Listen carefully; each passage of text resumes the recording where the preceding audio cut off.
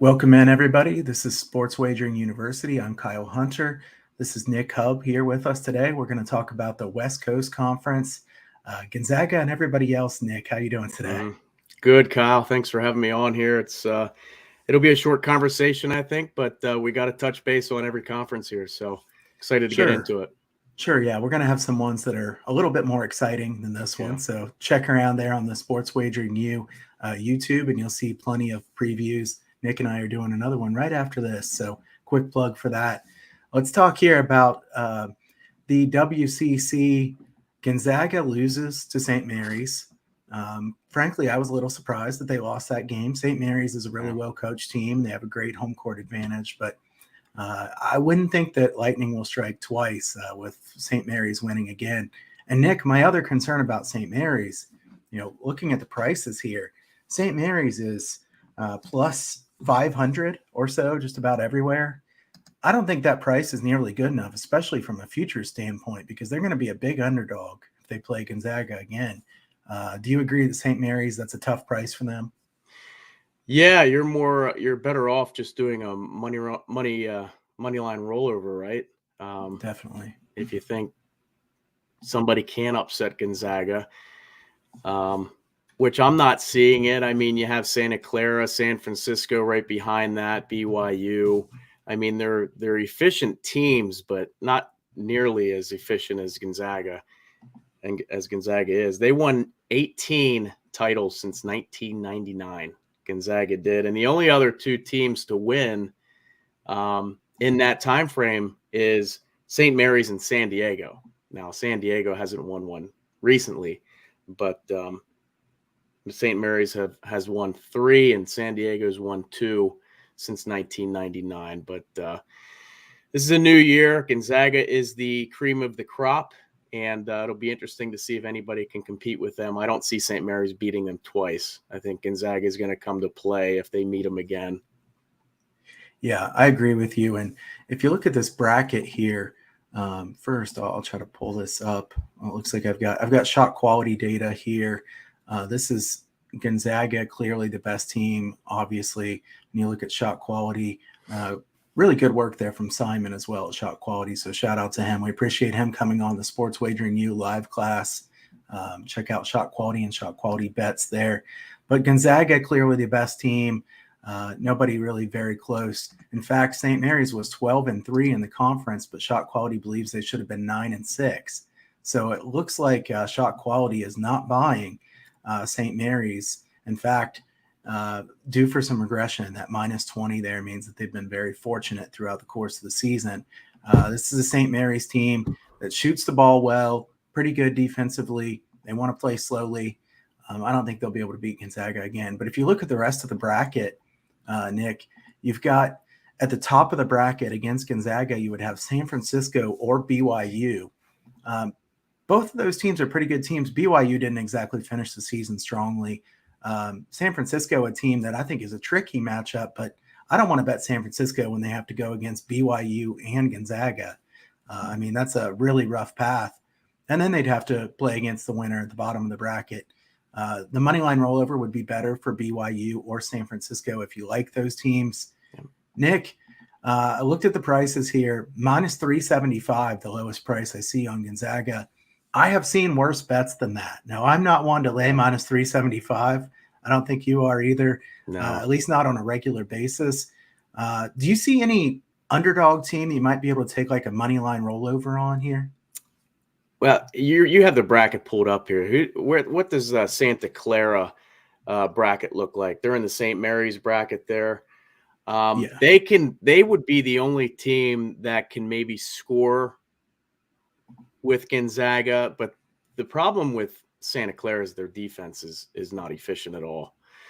So it's going to be tough to stop the opposing offense. But you're looking at a tournament. Anything could happen here. You combine the stats that happened in the season and make your best bet of what you think is going to happen in the tournament. You go game by game. Yeah, there's no way you can bet against Gonzaga, in my opinion. If you like a certain team, like a Santa Clara, do the money line rollover if you think that's a possibility of them, maybe getting to the championship game, and then maybe hedge it if you can. Yeah, I mean, I believe everybody can see Nick, can you see the bracket there for the WCC? Yeah. It's kind of small there, but the bottom of the bracket, Santa Clara, the 3 seed, Portland, the 6 seed. Portland's a team that actually finished the season playing pretty well too. Shante Legans, their new coach, has been a really good coach. ATS at the end of the season, I believe like 29-14 from like game 20 something on. So his teams have been very good at the end of the season. Yeah. I think Portland moneyline rollover might not be a terrible look either. You could play them in their first game against San Diego or Pepperdine, take a chance on them, or Santa Clara. I would say one of those two teams is the one that you want to take a moneyline rollover on here, because then you're staying away from Gonzaga, and either of those two teams would have a chance against St. Mary's. So that's the way I would look at this: is we stay away from Gonzaga. I don't want to lay minus 375. I can't blame you if you did. I mean, I've seen worse bets, like I said. But that implied probability for that, Nick, is 79%. Yeah. I mean, do you think their odds of winning the championship here are 80% or higher? I mean, probably pretty close to that, wouldn't you say? I do. Yeah. Yeah. I do. I like your point on Portland there with the coach. They've been playing well at the end of the season, like you said, which is typical for him. And they got a couple games to build up a bankroll here before the championship. So, they could shock some people. Absolutely. Portland. And we'll talk about this more at Sports Wagering University in the future. But the money line rollover, the good thing about it is you just bet the money line every single game. You roll it over, you roll over your winnings and bet in on the next game. The good thing about it, it's a lot easier to hedge than it is a future, because you can either bet less, stop betting. You can do whatever you want with that. You don't have to try to figure out how you're going to have to hedge every single round. And with that, if you see matchups fall a little bit differently than you expected, you just take your winnings and that's it. You can be done with it there. On a future, I know it gets a little bit confusing when you take these big futures, when you hedge heavily against it, because then if your team wins that you hedge it against, it's almost a negative after a while. So with the money line rollover, you can decide if you want to keep betting it. I would say Portland or Santa Clara at the bottom of the bracket. Also, anybody who likes a team like St. Mary's, San Francisco, BYU, the money line rollover is going to beat the futures price pretty badly in this case, because they're going to be big underdogs to Gonzaga. So I would say the best betting options here, either Gonzaga if you want to lay a big price, or Portland or Santa Clara at the bottom. And I will say that this tournament is not one that has had a big lean to the under. This one's played in Vegas, so we don't have any weird backgrounds. It's not some huge hockey arena or something like that where it's tough shooting. The numbers actually are slightly to the over in the WCC. That might speak to, there are some pretty good offenses and not great defenses in the WCC too as well. Wouldn't you say, Nick? I would. Yeah. There's definitely more efficient offenses than defenses. Yeah. In this one. So I think it speaks to the matchups as well. And I wouldn't be blindly betting unders on this one like I would on some other conference tournaments. But yeah. So that's how that one looks here. I think the interesting games early on would be BYU, San Francisco. That'd be a good game. Santa Clara, Portland would be a nice game as well. And then obviously as you get farther in, can anybody hang around with Gonzaga? But Nick, I appreciate you taking the time here to be on with this video.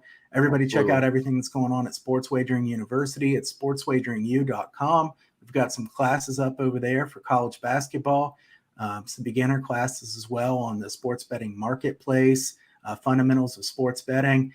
Sign up for the newsletter at Sports Wagering U as well. Follow it on TikTok, Twitter, Instagram. We're everywhere here, and there's going to be a lot more coming at Sports Wagering University. So appreciate everybody's time today, and we'll see you next time.